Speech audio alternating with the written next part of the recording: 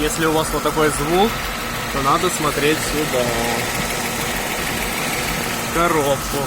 У меня вот что тут творится. Выжимной подшипник. Ударяется об корзину.